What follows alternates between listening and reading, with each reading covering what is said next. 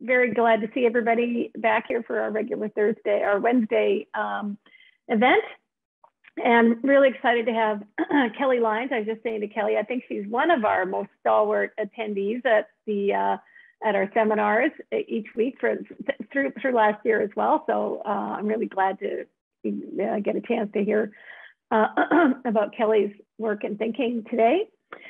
Kelly is she's a faculty affiliate here at Schwartz Reisman and is a professor in the Faculty of Information at U of T, cross-appointed in the Department of Computer Science.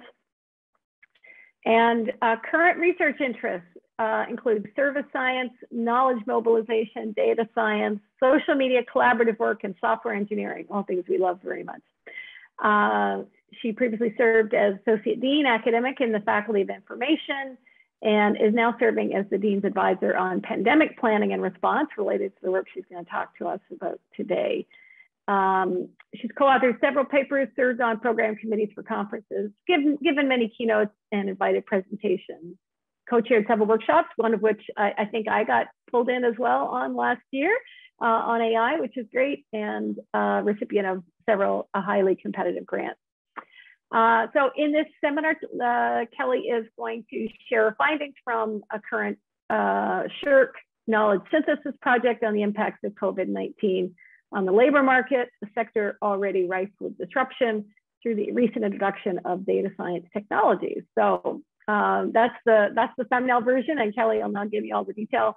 Ready to listen, and thanks, Kelly.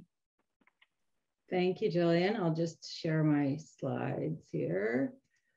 Okay, so I'm really thrilled to be here. I'm actually not currently the pandemic advisor to the dean. That's my mistake in my bio. I'm actually on admin leave, so that's a bit of a more fun project than pandemic advisor. I can assure you that's more fun.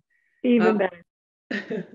Okay, so I want to just let you know that this project I'm going to talk about today is a joint work with our colleague, Michelle Alexopoulos, who is also an SRI faculty affiliate. Michelle and I come from different backgrounds. She's an economist. I have a background in computer science, and we complement each other very well, not only in our disciplinary differences, but in our work style perspective. So it's been really fun working with Michelle, and we've really had a great time on this interesting, different kind of a project activity. I also want to acknowledge the funders of the project. So this is a SSHRC Knowledge Synthesis grant, but this particular call that we responded to and received funding from was co-funded by Government of Canada's Future Skills Program. We also received support from our respective academic units, and we had some funding from the work study program here at the University of Toronto. I'd like to just talk a little bit about each of our research assistants, because it does illustrate the really exciting opportunity when you bring these multidisciplines together. So Amanda Yang and Kaushar Mahataji are both Master of Information students who are specializing in critical information policy studies. They both also have part-time jobs at the Gerstein Library, which meant that they were experts and had significant experience with systematic lit reviews, with using the metadata systems and searching at the library, which was hugely helpful for our project. We learned a lot from them, at least I did. Hetav Pandya is a bachelor student, undergraduate student in engineering, computer engineering with an AI minor. And Hetav would scour around the web, finding really interesting, relevant data sources that we might use, and write programs to scrape things and do some analysis for us, which was excellent. Kelly Chu is a recent graduate of the Master of Information program in Human-Centered Data Science, and Kelly was the master distance reading person on our team. She was able to grab all these reports from think tanks and consultancies and do all sorts of really cool text analysis on it, which I'll talk about in a bit. Priscilla Learda is an undergraduate student in economics, and she would gather data from all these official sources and do projections and analyses on them. That was pretty exciting. And she and Michelle, sometimes the whole group of us would be meeting, and she and Michelle would be speaking a language that the rest of us didn't understand, and we would be learning so much from them. And finally, Marcia Diaz is a Bachelor of Information student who is a gifted designer. I can't imagine the creativity that she has. She has created our website, all our reports, and she also was our social media presence. So it was really an honor to work with this team and to learn from them during the past few months. So I want to go back a bit in time and talk a bit about how we came to work on this project together, Michelle and I. For this community, for the SRI community, I think it's interesting to understand the process of establishing collaborations, especially when they're multidisciplinary and especially when they're probing things that have great impact. So this will also give me a chance to talk about a failed grant application and the emotional recovery that one must go through when that happens. Way back in 2018, I was given the opportunity to co-lead a Networks of Centers of Excellence application with Professor Eleni Strulia from the University of Alberta and Stan Matwin from Dalhousie. Our focus was putting data science to work for Canadians. We established a team of experts to develop a proposal called the Advanced Data Science Alliance, ADA. Michelle Alexopoulos and Lisa Austin, both part of this community, were part of that team, each co-leading a research theme within the network. We worked with a lot of industry partners and government and nonprofit receptor organizations. We secured over $22 million over 5 years, cash and in kind. As part of the process of getting ready for this application, we looked at some of the barriers and challenges to the adoption of data science in Canada. We learned that Canada was lagging behind other countries, Canadian firms were not prepared for disruption the way they would need to be. Large numbers of people would be switching job categories and learning new skills, that many Canadian workforce was at high risk for being affected by automation, and that we already had a significant data and analytical literacy talent gap. So we also learned a lot of challenges similar to this anecdotally from our industry partners. And it sort of set the stage for an exciting network project that was ultimately not successful. But we had established some collaborations and we had wanted to keep working together. And so the opportunity continued. And I have to say, Michelle and Lisa both individually helped me deal with the repercussions of the shock of not getting our network going and then trying to regroup and come back together to get some stuff done. So one of the first things that we did was we brought Rohan Alexander on board, another member of the community, which was really helpful as we put together a workshop at CASCON. So CASCON is this IBM conference that is an annual conference that I've been involved with since I was a PhD student in 1991, dare I say. And when I was at IBM, I led the Center for Advanced Studies, which ran that conference. So I've been quite involved in the past. Our workshop focused on barriers to data science adoption. We invited panelists from industry and from think tanks, and we identified sort of 3 issues through that process. One was that the legal frameworks are outdated and fragmented and in a state of flux. Many of the community here are aware of that and working on that. That there were several organizational challenges to adopting data science. And we learned a lot of these anecdotally from our industry partners through the ADA process, ADA NCE process as well, specifically at the leadership level, at the C-suite level of researchers, company leaders, there wasn't the knowledge needed to be able to make decisions about adoption. And that was a challenge or a barrier. And that the risks associated with data science projects were a barrier as well. And the resources needed to ready data sets was a real challenge. And in fact, in one of the meetings with an industry partner, I shan't name here, they brought their data as an example to show us what they were hoping would benefit from being part of the ADA network. And they brought in thick binders of paper information that was their data that they needed help with. So there's a lot of resources needed to ready data sets for to extract value. So that continued our collaboration. Then in 2020, we all know that we had the pandemic hit. And like many people, we were interested in understanding what that implications of that might be on what we had been looking at. So again, we decided to host a workshop at CASC on this. Will become a theme throughout.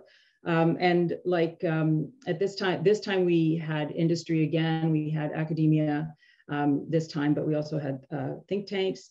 We co-organized this one with Ajay Akwadhidi, who was a speaker at the previous one, and a doctoral student of mine, Blair Frost.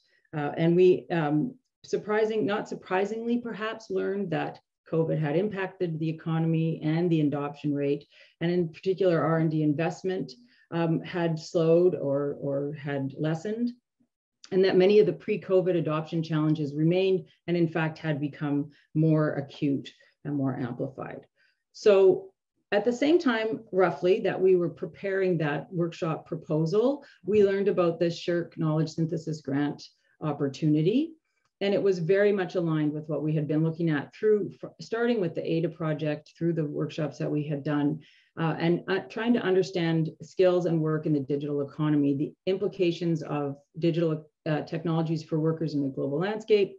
Then also, how do we support workers as these technologies come on board and opportunities are presented, but also through the crisis and the impact of the COVID pandemic, and then understanding ways that we can, there'll be new ways of working and new technologies will impact those new ways of working. And this was certainly definitely aligned with what we were doing. Now, I had not done a knowledge synthesis grant before, neither had Michelle. They're different than what we were used to. They're 1 year in length. And in fact, actually, it's only been it will only be 11 months. Because things were a bit delayed. The maximum funding is $30,000, but the most interesting difference is that they're not intended to support original research, but in fact, what we're doing is synthesizing existing research and knowledge and trying to identify where there may be gaps in that knowledge. So we applied and we were successful. Our project was titled Evaluating the Future of Skills, Jobs, and Policies for the Post-COVID Digital Economy. We were notified December 24th that we were successful, and anyone in the academic world knows that between December 24th and early January, there's not much you can do to get started. And there's a short time frame, so we really had to get started. By February 1st, we had hired our amazing team of research assistants. We had set up our Slack site. We had had a document repository in Office 365. By April 14th, our website was launched, and the final report was supposed to be due June 30th. But we did everyone got an extension for that to August 15th. And in the note that explained the extension, they said, we hope this will help alleviate the pressures during this difficult time. So already we have evidence that work, research, R&D is being delayed a bit because of COVID-19. And we made our presentation to the Knowledge Mobilization Virtual Forum, the other KSG Knowledge Synthesis grant holders, SSHRC, and others on September 21st. So now that I've given you all that exciting background, I want to just jump into talk a bit about the project, some of the data sources that we analyzed, and some of the initial findings that our synthesis or our grouping of those data sources have led to. So the motivation, of course, perhaps not surprising, is that there is concern about how labor and employment will take place as Canada transitions to this more digital economy, as these technologies disrupt what's happening in the workforce.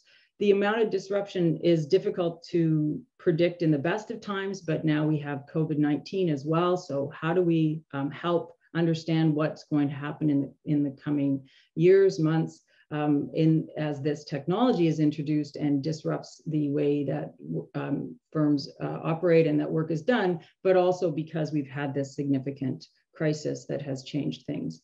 And the other challenge that we have, and the reason for trying to do this kind of study, was that there really is a lack of real-time data that can be used to track the impact. So this has created knowledge gaps for researchers, for policymakers, for organizations. And our objectives of the project then was to try to fill that gap by reviewing evidence on this shifting landscape and for labor, for workers, and related to the technical change, trying to understand what all of that means and how it's been trending before COVID and now how it's been trending since COVID, and summarizing some of the predictions for how these will change the way people work and the way jobs are and employment and so on, and then highlighting policies that might help smooth things for workers and organizations alike. We used a broad set of data sources to synthesize findings. In some cases, we had to get a bit creative and try to understand how we could gather knowledge in this rapidly changing environment and how we could make use of data that wasn't as up to date as it could have been or should have been. There's often considerable lag times between when official data is gathered or what's being measured by that data and when it's actually available for people to use. We looked at official statistics, including data about R&D investment, funding, gross domestic product, vacancy rates by industry occupation. I learned a lot about these kinds of data sources from working with Michelle and Priscilla as well. I didn't know a lot about them prior to this project.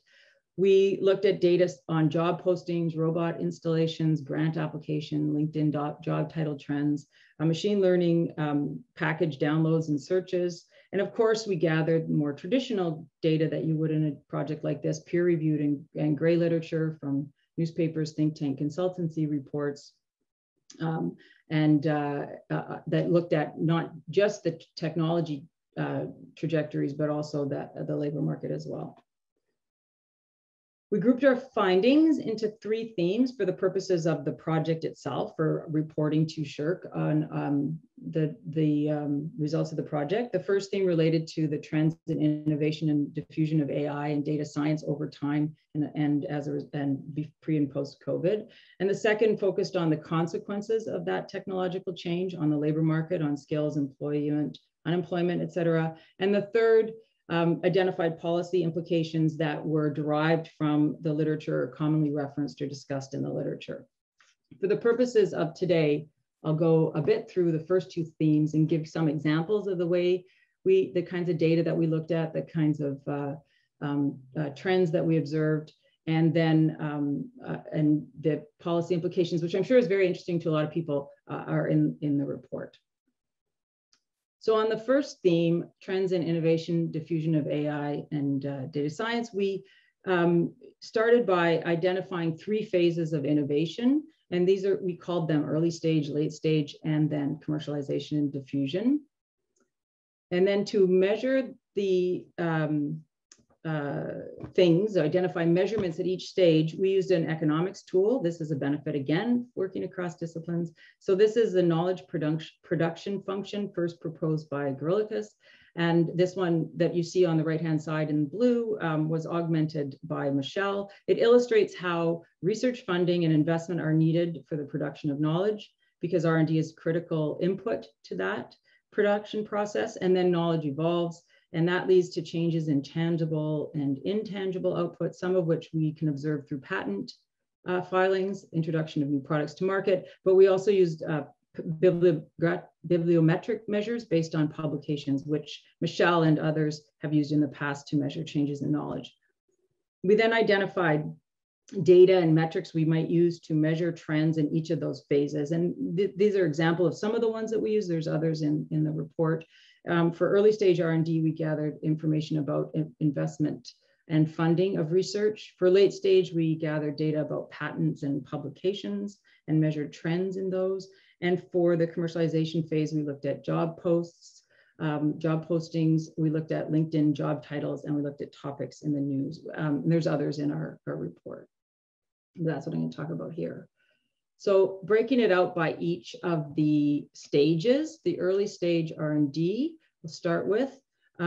We looked at business enterprise in-house R&D from Stats Canada. This is one of the, business enterprise in-house R&D is the biggest contributor to R&D investment in science R&D in Canada at 42%. And it's not possible to get disaggregated data by the level of like data science, investment in data science, R&D, or AI, or automation, or robotics. But instead, we broke it down by two areas: computer and electronic product manufacturing, you see in the middle there, and information and communication technology, you see on the right. So this chart shows investment from 2014 to 2019, and then expected investment or projected investment for 2020, or which would have been determined or identified prior to the pandemic. So for all industries on the left, for computer and electronic product manufacturing on the in the middle, and for information and communication technologies on the right. So it's not, we don't know if that 2020 projection was met. It's likely it was not. In each case, it's considered that they would actually invest slightly more than they did in 2019. It's likely that the pandemic would have changed things. Michelle did an analysis of the annual growth rates in real gross domestic product, GDP, in each of these sectors. And the growth rates were quite a bit less. And in fact, in the computer and electronic product manufacturing sector, they were actually minus growth rates for 2020 over versus the periods before. And so it's likely that investment would have gotten lower, but this is or would have been lower for 2020. But this is an example of, where we don't have data available, and it's difficult to assess the impact of the pandemic then on this early stage R&D activity, at least using these measures.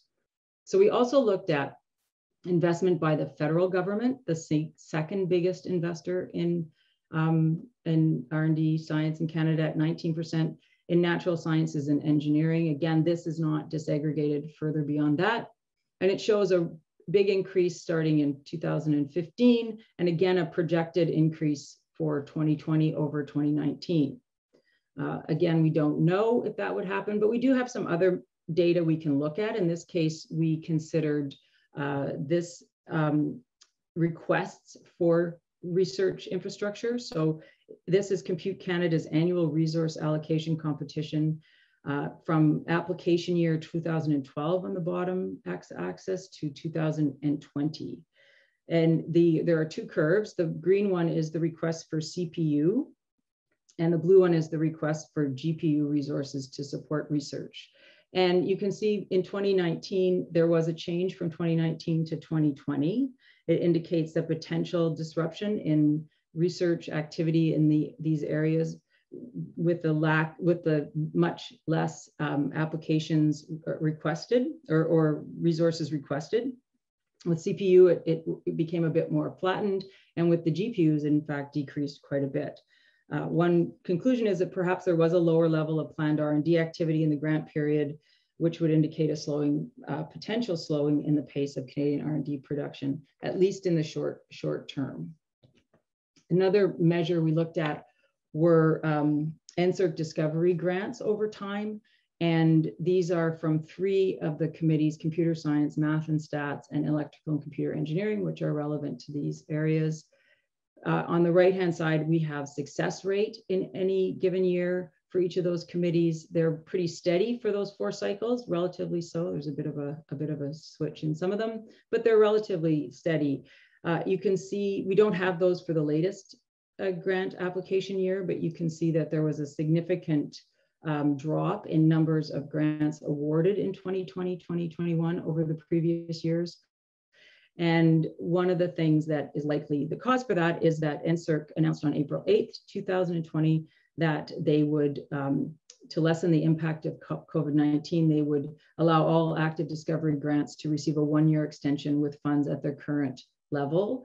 And they said people can elect not to apply for funding this year during these tumultuous times. So again, an indication of an impact on the COVID on our university research. None of this is a surprise to any of us who have been significantly impacted in many different ways.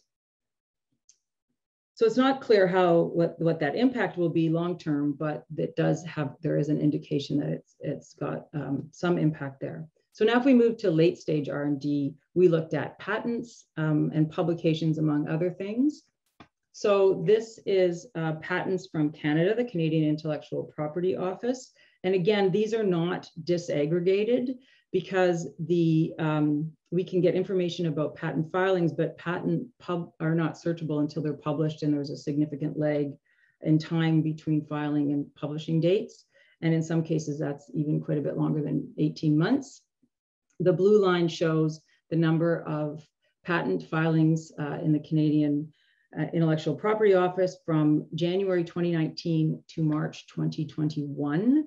And the orange bars show the numbers of COVID cases in Canada and starting in March 2020. There is a drop in the number of total patents filed from 2019 to 2020, a 6.8% decrease for CIPO, I don't know how it's said, the Canadian patents. The US TPO also saw a drop, but was a slightly less dramatic decline of 3.9%. Could partly be explained by the differential in lockdowns and restrictions in the two countries, but also the US PTO, it's a large number of filings from other countries around the world. I will put a little plug in here for a paper that Michelle will be presenting at the IEEE International Symposium on Technology and Society on October 30th this year. In it, as I said, this is not disaggregated data. This is all patent filings across all topics and subject areas.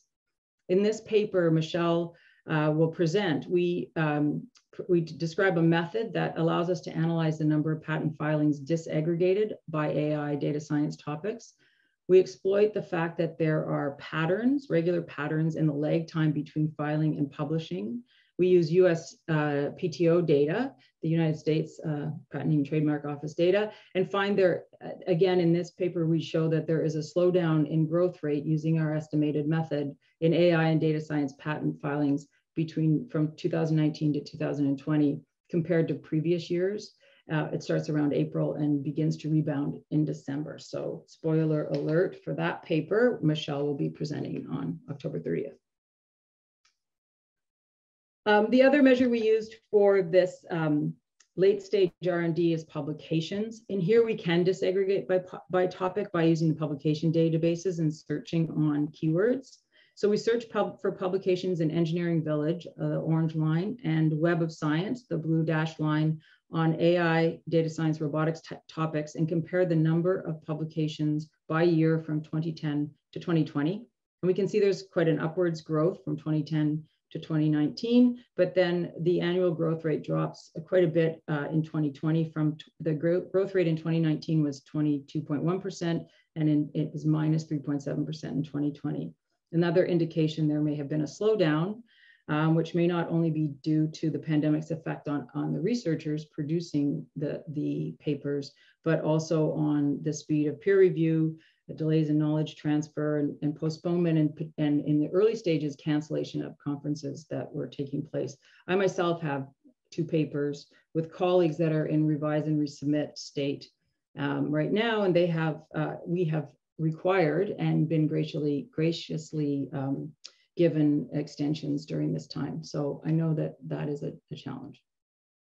Okay, the last phase that we considered of our 3 phases is commercialization and diffusion. So I'll just look at how what we found for each of these data sets, which are job posting data, LinkedIn job titles, and topics in the news.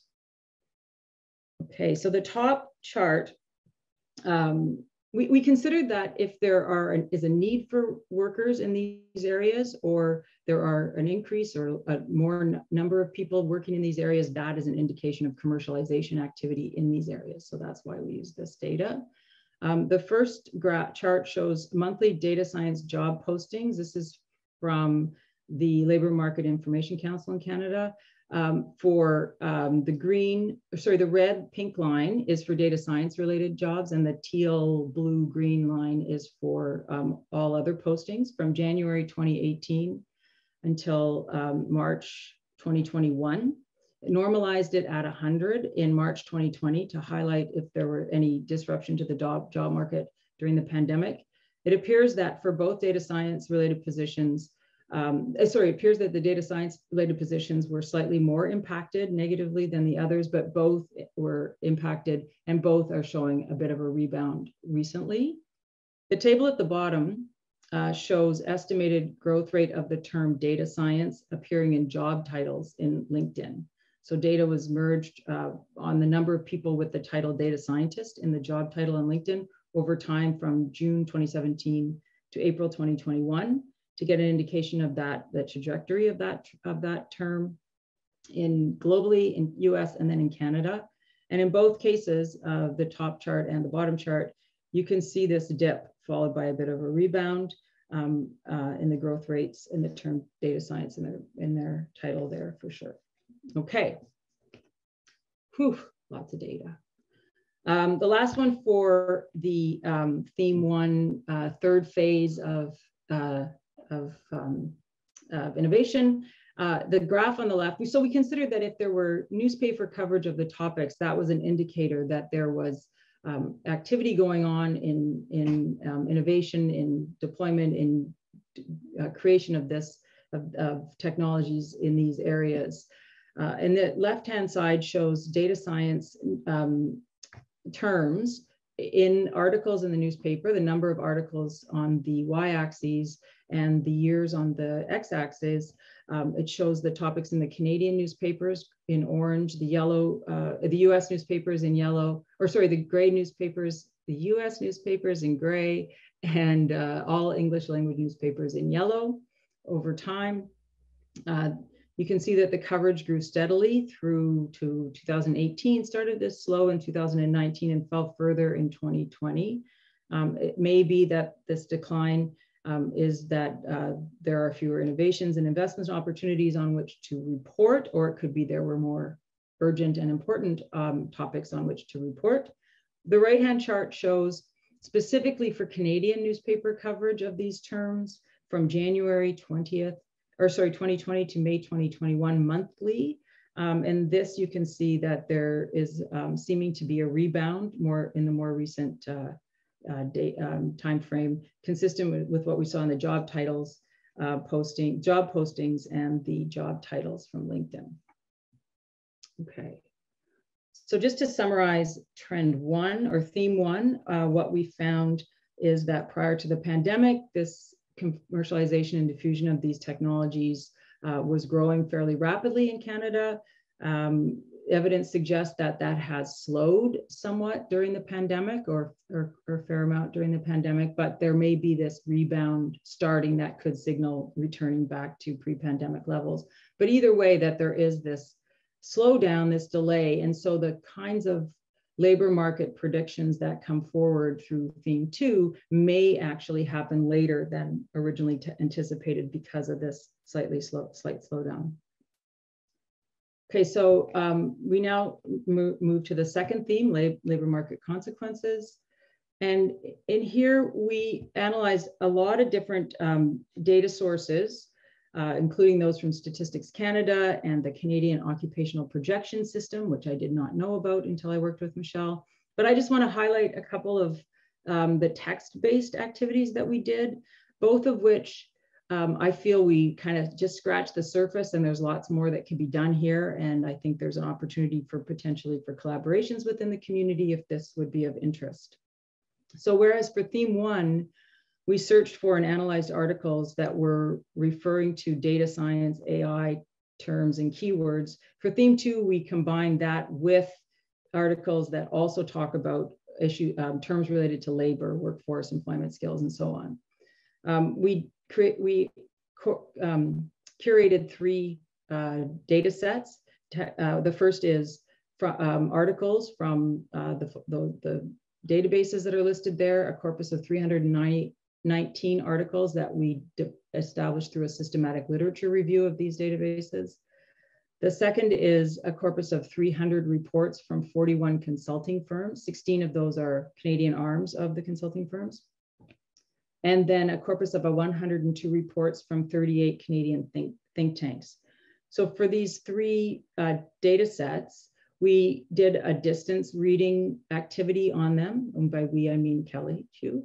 And we looked at a lot of things. We did some TF-IDF analysis. We did some bigram and other analysis. She built some word clouds, but we also searched for technology-related terms, industry-related terms, jurisdiction, country, region related terms, labor-related terms, and terms that signaled there was a projection or forecast in the article. And we looked for paragraph term co-occurrence.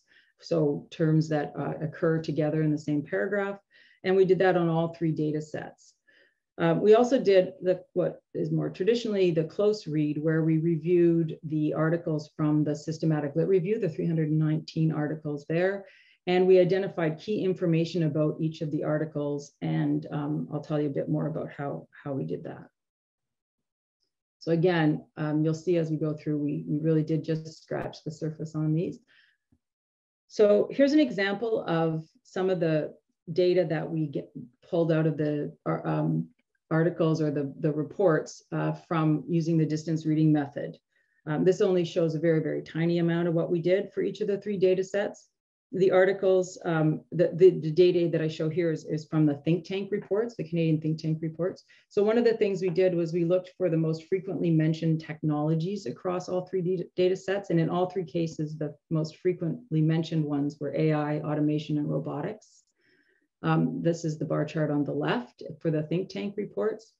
Then we looked at what technology terms occur with other terms such as employment, unemployment, upskilling, reskilling, retraining, et cetera. And on the right, you can see the number of articles that talk about employment, the green bar, and automation or robotics or artificial intelligence and all the other within the same paragraph, or unemployment, the red pink bar in the same paragraph. In the literature, through the systematic lit review, these 3 technologies are most often discussed as being disruptive, when we looked at the close read, to the labor market, and are expected to create new industries, new jobs, and make some jobs redundant. So it's so in fact, we saw in all 3 of our corpuses that these terms occurred frequently in the same paragraph with the term employment. We also looked at mentions of different industries and the co-occurrence of technologies with different industries. Again, these graphs are from the think tank reports. The chart on the left shows the most frequently mentioned industries. Services is mentioned most frequently. It's also discussed in the consulting reports most often. However, in the systematic lit review, the manufacturing is the most often mentioned industry. Services is a close second. We also looked at the co-occurrence of each industry in the same paragraph with the technologies and a bunch of other things. On the right is manufacturing, which co-occurs most often with the term automation, perhaps not surprisingly, and quite often with robotics and also with artificial intelligence. Okay, so the close read, I want to just highlight what we did for the systematic lit review. We used a tool called Covidence. I don't know if others have used it, or Covidence. It was suggested by our brilliant RAs who had used it in the past. And we used it to not only manipulate the papers as we receive them, but also to extract information from them using a Covidence extraction form. The kinds of information that we extracted, which we decided as a team, was the research scope, so level of aggregation, whether it was industry, firm, or country. Was Canada studied? What kind of study was done? Was it a lit review, a case study, and so on? What data sources were used, if at all? If data sources were used, what were the time span of those data sources? The technologies that were discussed in that article, the type of impact that the technology that was discussed, the effect on, if at all, the effect on employment, whether it was positive or negative for industry, or positive or negative for employees, or neutral, or not mentioned at all. Was a skills or talent gap mentioned in the article? Was there an intervention identified? And if so, was it qualitative or quantitative? And what were the details of that intervention? And was there a forecast or projection about transformation? And again, what were the details of that? So this way, when each of our research team was reading an article, we would have a common way of articulating the details from that article and sharing them. The other benefit is it pulls them into a CSV file. And so you can have a spreadsheet with that information. And so it enabled us to do some kind of quantitative analysis on the corpus as a whole, to say things, or to identify things such as, or to get an indication of things such as the most often the effect on employment of the when digital technologies, AI, robotics, and big data are talked about, the most often most of the articles that talk about that talk about a negative effect on employees. A smaller number talk about a negative effect on industry. You can see from these different columns here. We also had it so you could break it out by type of effect. I don't show that here. It's got a bit complicated to do that. But the other thing that was useful is we could do a kind of qualitative analysis based on, the quantitative analysis based on all of these, the whole corpus, but also to then suck it out and look at use the spreadsheet to identify what particular things the different articles we're talking about. So for example, the page on the right shows the very first page of our 319 list of articles. Each one of those corresponds to a row in the spreadsheet, the covenant spreadsheet.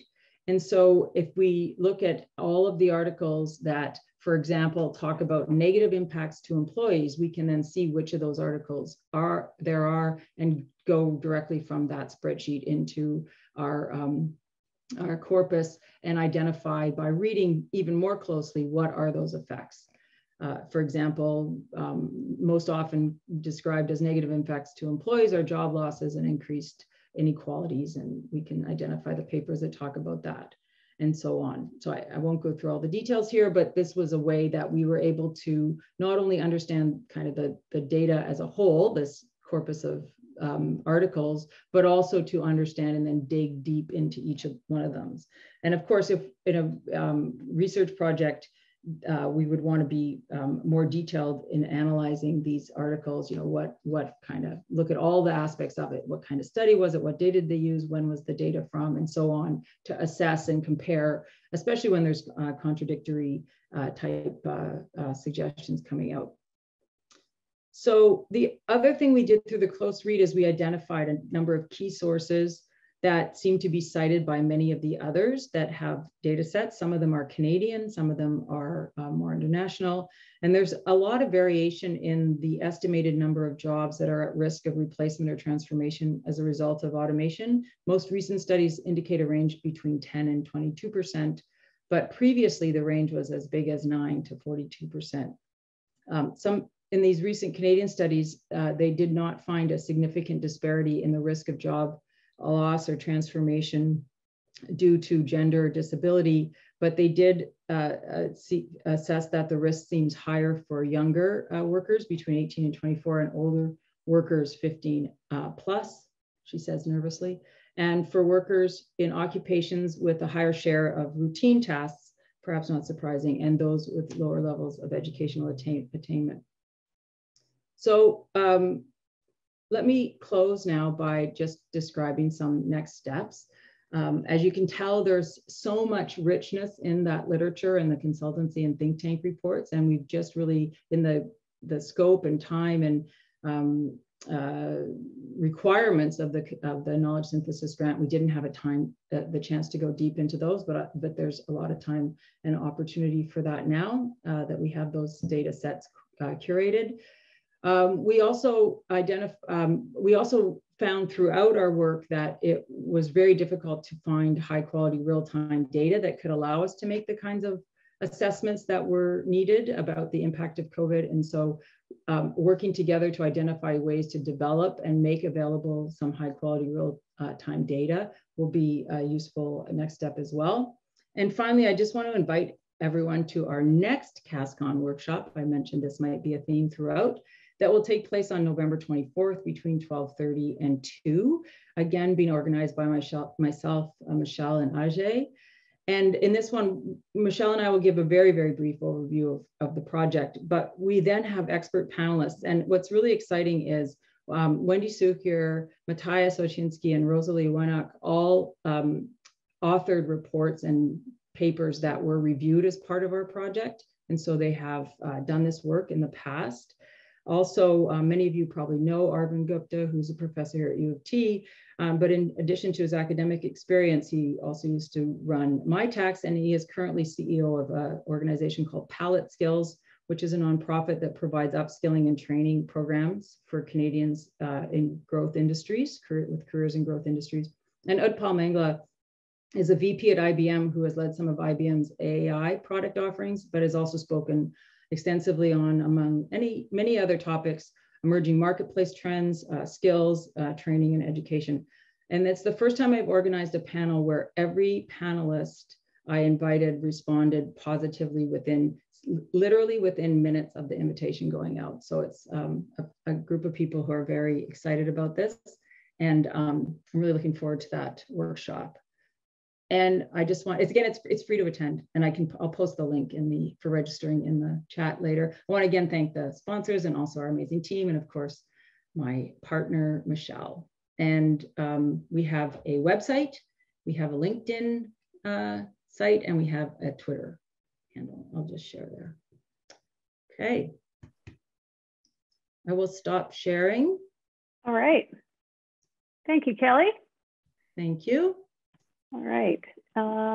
Okay, so we will open it up for questions. Although, Michelle, I saw you here. Did you want to maybe get us started with any thoughts on this work you've been sharing in?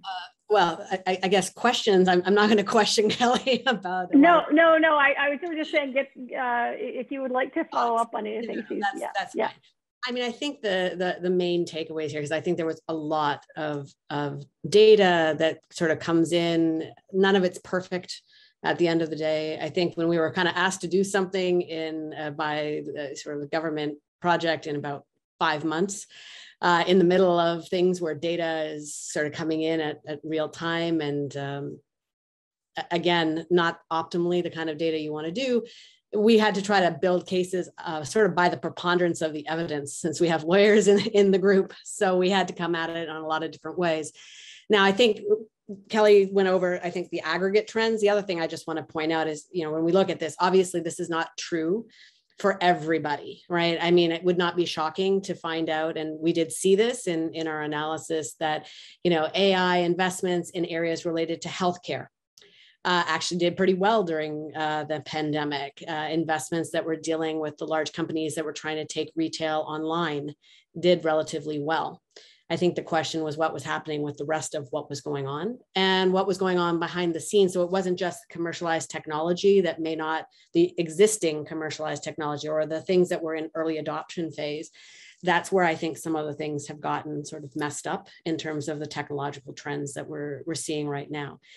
I think it's going to take some time before, we're doing some estimates. We're doing, kind of back of the envelope calculations when looking at these things and looking at what goes on patents. We're going to have to see when the pandemic finishes, how fast that recovery happens. We got economists in the room. I saw Nicholas here and I saw Christina and stuff like that. We're used to the fact that, all of these things matter. Rates of transition are going to matter. How fast we're going to recover is really going to matter. Most of the evidence that you can review in these literature reviews are done prior to the pandemic, and the pandemic is something that we've just not dealt with before. It's not a regular business cycle, and it's very hard to get some insights sort of with this real time. The economists have been piling in, trying to do real-time data all over the place at the moment. So we just try to use some of the existing pieces and pull them together here. So we're happy to answer any kind of questions or entertain other sort of suggestions on what's going on. So this really is a blend of, again, the economists will tell you R&D numbers come out with a great lag. Finding out what's going on real time in the pandemic, not so easy. So anyways, I open the floor to the questions and comments. Yeah, thanks, Michelle. Anybody want to get us started here? Christina. So thank you. I've been thinking really hard for a really long time about measuring technology at whatever rate we can do it. And my general approaches have been, very slow and behind the curve. But what does strike me, and this was explicitly about skills and the future of work, but one of the things that seems really missing from the conversation, and this, of course, reflects my own research priorities, is the organizational adjustment component that we've been able to get some data around complementary skills with some of like the job postings data and the resume data and that type of stuff. But getting a read on organizational structure and co-invention inside the organization has been so hard, matters so much. And I would bet my bottom dollar is interacting with the labor piece of this in a really systematic way.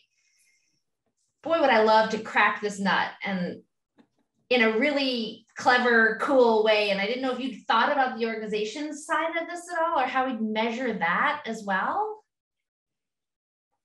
So Kelly, you want me to try and say, Sure. Kelly's like, yeah, just take it. So I agree. This is an incredibly hard nut to crack. I mean, in terms of even the organization skills, again, we were sort of asked to even think about Canada, which is even more difficult because we have even less data, I think, that's been here in Canada than in the US. And so that was one of our warning to sort of policymakers when they said policy things. They said, like, understand the made in Canada stuff doesn't exist. You're not really funding us collecting these things, sort of on an ongoing time series way that would allow us to sort of look. But I agree, like business process innovation is key to doing this, right? And even some of my own research, I know, Christina, you and I haven't had a chance to talk yet, maybe next week or whatever, we'll be able to do that. But I mean, we've seen historically, right, that the difference when, one person's product becomes another person's process, and these clearly have indications for employment, right? And if it's completely process driven, I do think we're going to see a lot more unemployment or transitions coming in than sort of the product stuff. And that would be informed by some of my other research from like the 1930s and 20s and all sorts of earlier time periods where we saw this come into play. To measure it in really real time, though, that's I don't see a good way of doing that in real time. I mean, we'd have to do sort of surveys, I think, that would be sort of mini surveys, as I know you're thinking about that, but I agree with you. I haven't thought or haven't found a way that sort of says, this is sort of like the cool, look at the literature or look at the newspapers and just mine it out. I don't think it's going to be that simple. So I do think this is going to be, maybe even some of this stuff. I got an email earlier today. The Bank of Canada wants me to come talk, virtually to the governor and stuff about all of this stuff. Maybe convincing them to add in some of their questions when they're going out to some of these companies and they're asking about other kinds of expectations. That might be a way of us sort of getting something on the agenda so that we can start tracking these things, because I just really don't think it's there. But, I'd agree to work with you on the nutcase and cracking, because I think it's important. Well, Census started this Pulse survey, which was a totally new data collection for them because they understood that they just had to move faster than ever before. And I think, the learning from that is still sort of bubbling up, but boy, would I be interested in taking, whatever I can extract from my census collaborators' heads and sticking it right into an effort in Canada as soon as possible, because the way we do surveys is slower than it really has to be. They've proven you can do it faster. So that, I don't know, would help. I completely agree with you. I mean, I think that's something that and the other thing I think Statscan, just as not that I'm like, meaning to dump on Statscan, but Statscan also likes to change its minds about the way that it's structuring things, which always sort of messes things up. So we can learn something about how fast we can kind of get this stuff in and convince them. Obviously, these are important types of issues that not just in a pandemic, but in real time, if you're trying to do policy making and you need to be informed that these things have to be done and done in an appropriate, timely fashion, I'm all for that. We also, as part of the ADA project process, talking with industry people, one of the big things that they talked about was as a barrier to their ability to adopt, it was the fact that their organizational structure, their business processes weren't set up in a way that would enable them to do that. And that was in fact, that was part of one of the themes that we had set up in the ADA project for sure. So a key, data collection barrier then is to take that conceptual insight and turn into a question that actually elicits the right margin of variation. Because I've been thinking about, how if I had to put this on a survey, and sometimes I get to, what would that wording even look like? And how would we validate it, right? So I think some of the feedback that we had gotten on some of the panels that we had done in the past couple of years with the industry people sort of came back and we said, like, why is Canada behind? So, I mean, it's not surprising. Again, the economists in the room and probably a bunch of you, the rest of you would not be absolutely shocked to find out Canada always seems to lag the United States in terms of adopting technology. And here in AI, we actually have pockets in Canada that should be ahead. But yet the commercialization doesn't happen here as fast and the turnout. We heard things having to do with the legal structure, not understanding kind of what game we're kind of playing with, whether or not, there's issues of ethics and how important that is. So I saw some surveys, for example, that were suggesting that companies were spending a lot of time trying to think through those problems here in Canada, maybe more so than in some of our counterparts, before jumping ahead. Our industry structure is different, right? We have different sizes of firms and different funding kind of models and different competitiveness. All of those things I think are ripe for questioning to sort of understand like which areas of the barriers are there. And then I think there's the education of our CEOs and our managers directly. That came out a lot, where we'd heard that, what most firms, and I think it came out from talking to some of the people at IBM specifically, like what people go in thinking AI or data science can kind of do for them. Their data is not structured to answer that question, or the data is really dirty. So their expectations don't match with their outcome. And that sort of puts a damper on how enthusiastic I am to invest more money to sort of going forward, right? So I think there are a number of questions that have to be asked in terms of like where those barriers are actually coming from. But I think they span from what we were sort of hearing. We heard reoccurring themes, regulation, expectations on these things. And it's not just, I don't have a skilled workforce, right? That's not simply what's going on. I said one of the things, and I think it was actually Rohan who was involved in one of the conversations where they said, oh, well, if you're in the market for this thing, when you're trying to get seed funding, it's AI, and, in practice, it's kind of data science. And in reality, it's probably a logistic regression. And I said, fantastic. The economists are going to be thrilled to know that we've been involved in AI for much, much longer than we have, right? But this is all about, the labels, mismatches. And so I think it's an interesting thing that we have to sort of unpack. I can see Nick sort of smiling. I don't know if he wants to add anything on that. So.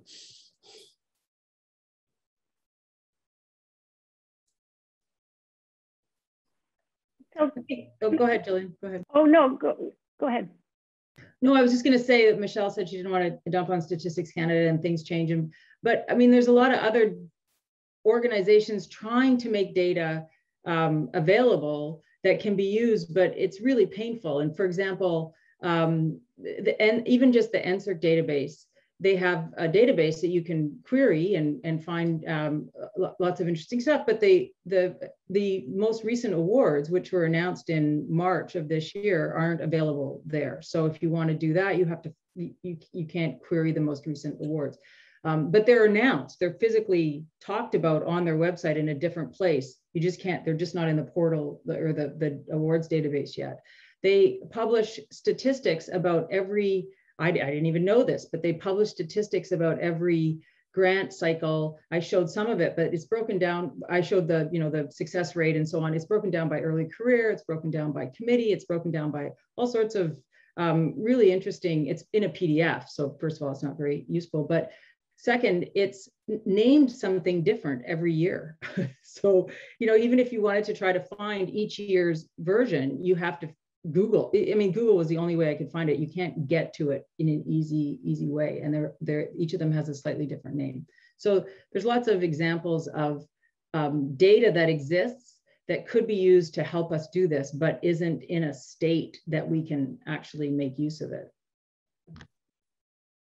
I mean, and to add to that, I mean, job posting data, I think is great. The costs to allowing most of us into these things to, mine it the way we might like to mine it is just extraordinary. Because I called them trying to look for it. So, I mean, even trying to get sort of, dumps of the International Federation of Robotics when you want to like dig into that. And we did get some of that as well and try to look at their projections and what was going on. And even, I guess, the pre-releases from their projections, they weren't as dire as they were, but the stuff that's most recently out does suggest there was a decrease in the number of, industrial installations of robotic technology. I mean, we've still got supply chain problems, but going back to the data, I mean, we need to see it. We need to be able to access it, and the academics need to be able to sort of play with it if we're going to get the insights. And so there are a number of things I think that can be done or tracked that'll make it much easier for us to get these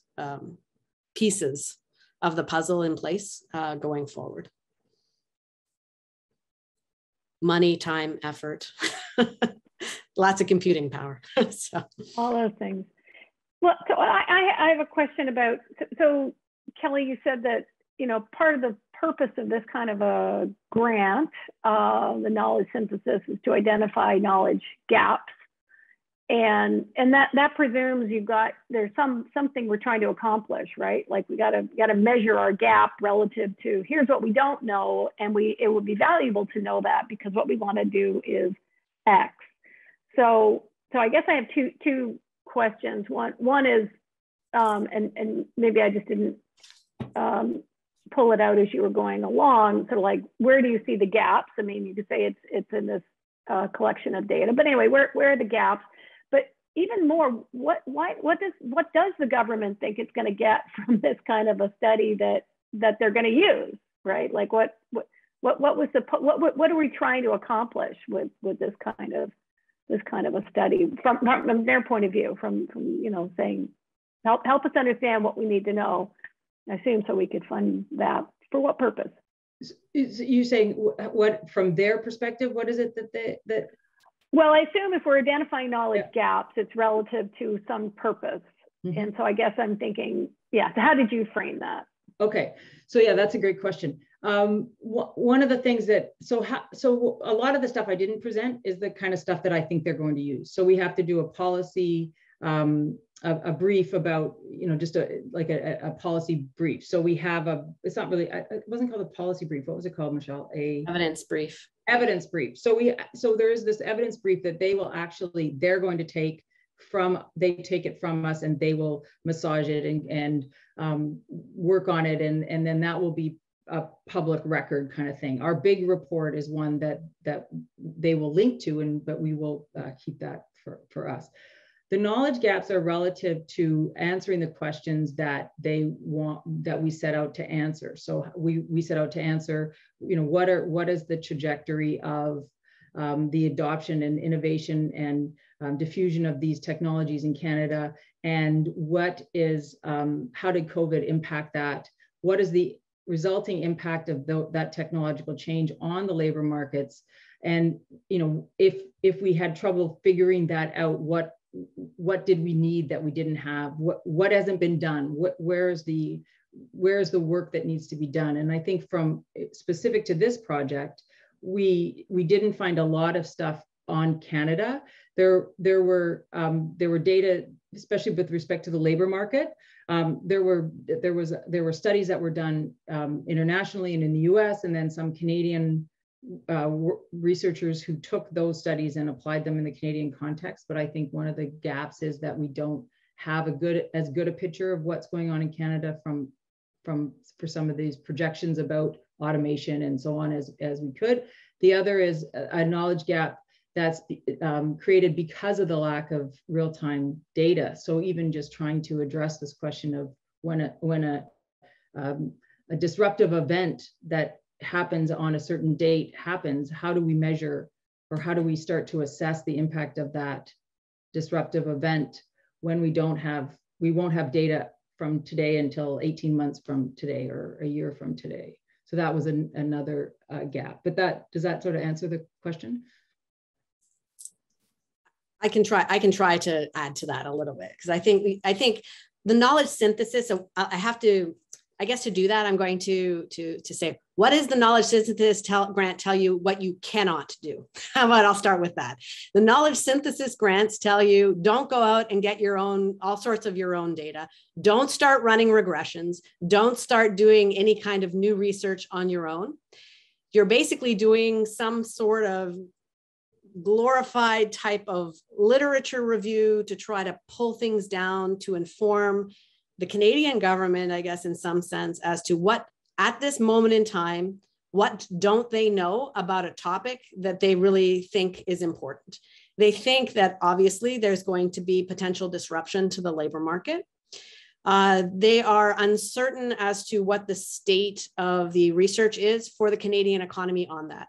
They're involved in producing a bunch of these projections themselves and everything through Statistics Canada. They don't know what else is really out there, and they don't really have a good sense as to what academics are doing. Now, in a lot of things, and I think that probably my academic colleagues who are in the room will also say, a lot of time Canada does get overlooked as a study on its own. We have to think about where we're going to publish these things. So there are these gaps that aren't just in terms of data, but even on the work that's being done. And so one of the gaps that they want to understand is, where should they start funding various types of research and various types of data collections and stuff that will help them do evidence-based policy research, right? Also, I think the other thing that hopefully in these sort of glorified, what I'll just call their glorified literature data review kind of thing, I think they also want to get a sense as to, maybe you can identify some best practices of certain policies that we may want to think about should we be hit with the types of disruptions that we're talking about. And going forward, I mean, you know, from a policy standpoint, if we think that tomorrow everybody, well, I mean, we saw some of it with COVID, but if AI was going to put everybody out of work, you know, what should we do? Should we try to basically pay everybody to retire early? Should we do sort of like some sort of retraining program? What types of retraining programs do we have some evidence on? You know, what might be successful on those dimensions? So I think it's sort of multi-pronged in terms of what the gaps are in terms of this knowledge. And that's what the point of these synthesis grants are. It's not to ask the researchers that they're funding to say, go try to answer the question doing something cool yourself. It's literally, tell me what's out there right now. And then, you know, hey, if you want to write trick proposals afterwards, or, you know, other kinds of grant proposals where you want to go answer the question and try to do this, that's great. But it gives them some idea as to what the state of the art is at the moment. So identifying these gaps in real-time data, identifying, you know, the need for Stats Canada to do something, for us to collect more data on certain types of policy interventions that might be useful. Those are the things they want to hear about. I guess I feel kind of skeptical. I mean, so evidence-based policy sounds great. Is more, are we really gonna come up with different policies around the impact of you know, AI, automation, and so on? So I'm thinking about that employment effect, which was a significant part of what, at least what was coming out at me from what you were presenting, Kelly. Yeah. Yes. I'm gonna say. Yeah. Well, more precise, like, yeah, more, I mean, more precise. In what, so let me explain why I sort of say yes. If you think, we have technical change going on around us all of the time, right? I mean, at any given state, right? We know that we've had, the pace of this has been going on. You know, we have individuals who are going to lose jobs. We have other individuals who, there's new jobs that are going to be done. Under normal circumstances, right, the government doesn't have to do all that much. We are slow enough moving on these things that in a lot of times, you know, people are going to retire, other people are going to be sort of gaining marketable skills, and things adjust. That's why we don't usually have unemployment rates going all the way through the roof. The policies and stuff that they're worried about right now is what happens if we have these things move really, really quickly and we have these gaps. do we need to intervene? So the types of policies that you may need, I think actually are very highly dependent on the speed of the transition, which is why things like COVID that may have been a massive shock to this, that either sped things up in certain areas, like in online retail, or may have slowed it down in terms of the impact of bringing in robots into factories and stuff like that, will have an impact on, at least in the short run.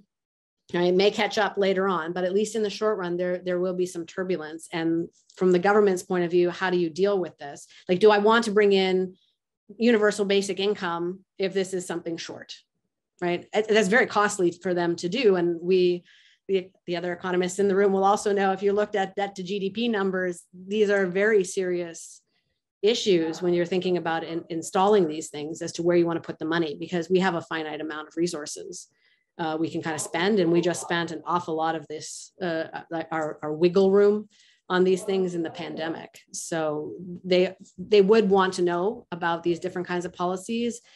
And, you know, policies look good on paper, but you have to do cost benefit analysis on these things.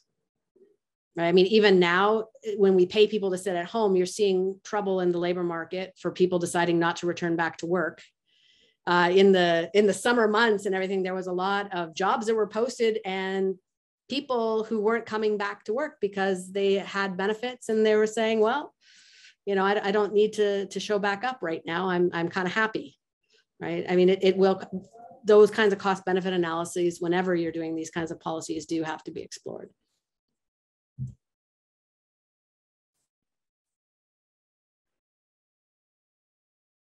And we did, I didn't show them, but we did, should have now in hindsight. I had to cut something, so I cut that. We did show that we did identify the interventions that had come through, that had been identified in the literature. And we did have a number of policy, such as potentially basic income, but also about reskilling and retraining. And I think that's why you see some of these organizations coming forward that are working on how do we upskill and reskill a workforce. When we were doing the ADA project, there was this really cool tool that was being developed by one of the partners that we were working with, that was in the area of construction and house building, or, you know, construction. And basically what they were building was an AI-based tool that would, I should check and see where this is at, but that would take into it the skills that someone currently uses in the construction business, so drywaller or something else, and translate it into a map to a another job category that would be build upon or be relevant to that skill set that would be more in the digital space, so that the distance was less. I mean, it wasn't a policy, right, but it was a cool tool. Yeah, so maybe that would have been for me, sort of just in terms of kind of present, like, you know, because I was wondering, like, okay, what problem are you trying to solve? What information do you need for it? And sort of working backwards from, you know, and here's where the gap is. We're not following, you know, we want to figure out, should we, you know, is this, as Michelle was just putting it, is it, you know, is this a, you know, how far out is this impact, right? Do we need to figure this out UBI this year, or is it, you know, 4 years from now, right? I mean, if there's that kind of thing. I think that would have been a helpful thing for me to see kind of out of the gates, was like, here are the questions, and here's what we know, here's what we found, and we went and looked, and so here's where the gap is. And I hear you saying that's what you got in the paper, and it just, yeah, I just didn't have the benefit of that. And partly I'm just a skeptic around some of the, I mean, I think we need more data on most things, and it's a problem. I've done a lot of work on reforming access to justice. And one of the first things Ruth says is, well, let's go find out what we know. I said, look, we know enough. We know enough to know we have to change our policy, right? We don't actually need to know a lot more detail about how many people don't have lawyers. So it's kind of a bit of a bias of mine of, sometimes you do have all you need to know to say it's time to be making some policy changes. Anyway, that's obviously a bias of mine. Christina. Well, this actually is quite related to what you said, because and this is not a criticism of your project, but it sparked me to think about the role of a review, or of collecting counts, or of sort of showing, the landscape of research is not necessarily the same as showing what we know, because not all that research is sort of equal quality. And, it really what really struck me, having just like mainlined this literature for this recent paper that I shared with the author, so they know what I'm talking about. Jillian, you may have seen it, but is that, like Frey and Osborne got so much play that people probably don't even know the follow-on studies that sort of like poked holes in it, and that were like, yeah, this was a scary number, and everyone got really motivated by this really scary number. And if you just look at citations, you would believe that Frey and Osborne had the right number. Could you just tell us about Frey and Osborne, just for those of us who don't know? Oh, I don't know if I remember all the details. It's just that in terms of like trying to map job requirements to threat to automation, they came up with some just very scary statistics about the number and reach of jobs that were going to be automated out of existence. And then if you go into it and do it a little bit more carefully, you like narrow that just so much. And so that's not to say we don't have a problem, but the magnitude of what we're talking about is just not even, on the same playing field. But everyone still cites Frey and Osborne, and this citation machine just runs because someone wants to pick, the one site, so they don't cram their paper full, when in fact the follow-on work is often more careful, just less cited, also as a result of being more recent, right? And that seems like a first order concern if we're doing something like mapping the landscape. I don't know. Well, so what we did do is we tried to look at inside this whole literature and stuff like that. We tried to pull out all, like, so when Kelly said, we went through and tried to target language, talking about projections and even doing the distance read. We were very cognizant of exactly what you were saying. Frey and Osborne gets a lot of cite. Right? There are about 3 or 4 studies that, because the number was basically about half, the media picked up on it, the other groups picked up on it, and they ran with this. And this is what the top line sort of was. So when Kelly said, look, we have this sort of number initially, Frey and Osborne and stuff, and we saw early on these numbers ranging from like 9% to 42. The 42 is close to the Frey and Osborne. And now that other number about the shrinking is looking to see, when we identify this big massive literature and we took out all of the studies that we could kind of find that had estimates, you got a different picture, that the more recent thing wasn't nearly as scary as it looked like. And also this notion that it doesn't mean, and this I think is also related to some of the stuff Christina is talking about, it doesn't mean your job's going to go away. It's going to mean that your job is transformed in some way. Right. And then the amount of the transformation, or the likelihood that you're going to be kicked out of a job, will depend on certain features, certain types of skills, and the certain sectors that you're in. So when Kelly didn't spend a lot of time on that, but we were trying to, in that overview, not simply say, oh, Frey and Osborne is what everybody's talking about. The idea of doing this sort of more distance read and then trying to get a better handle as to sort of a meta-analysis of, what now does it kind of look like when people have poked holes and redid the study, more relevant data, more recent data, what does it look like, right?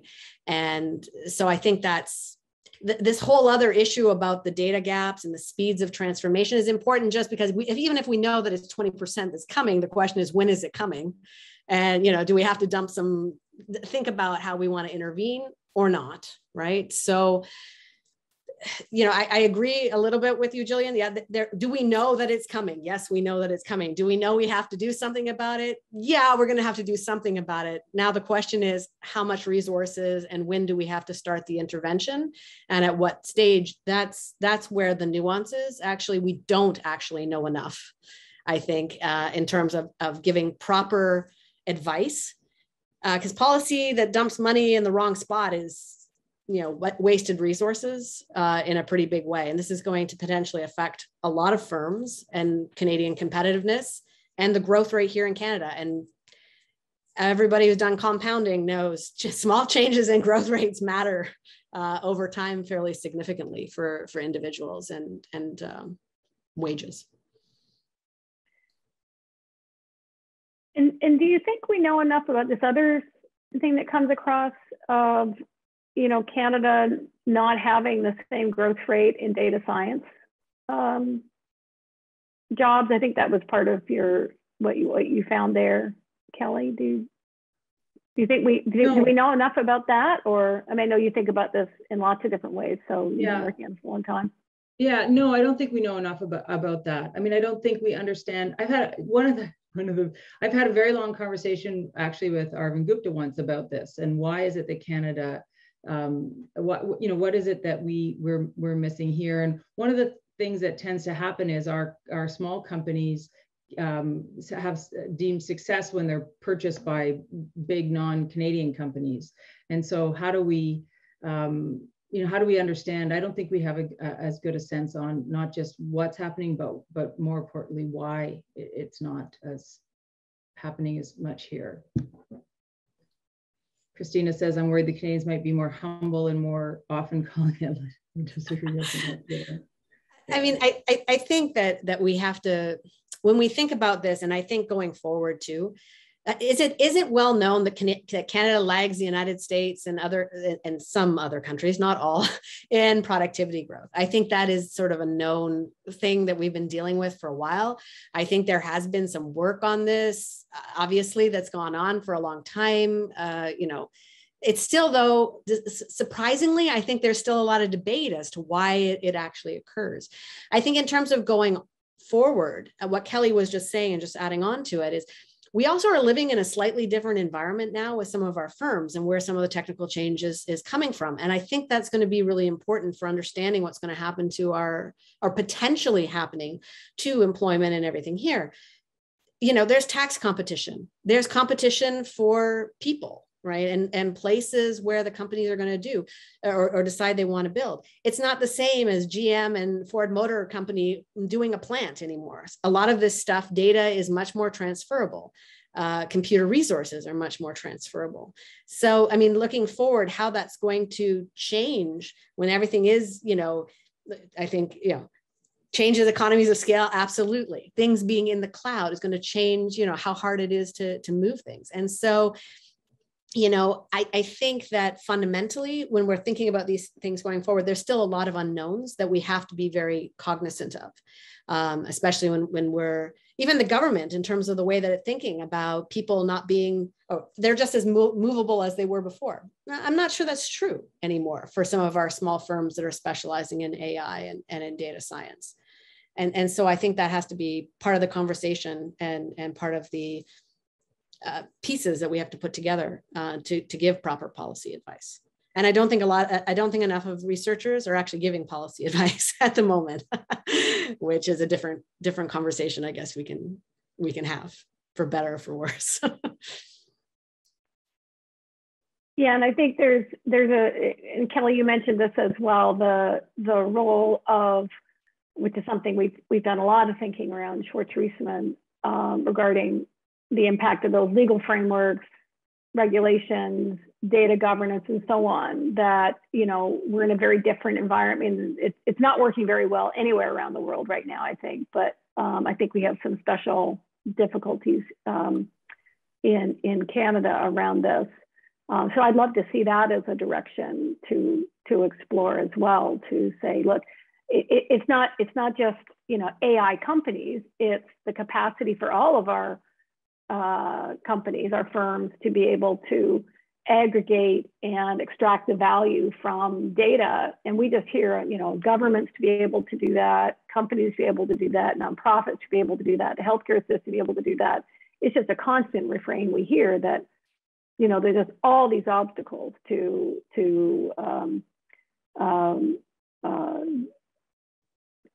integrating data, using data.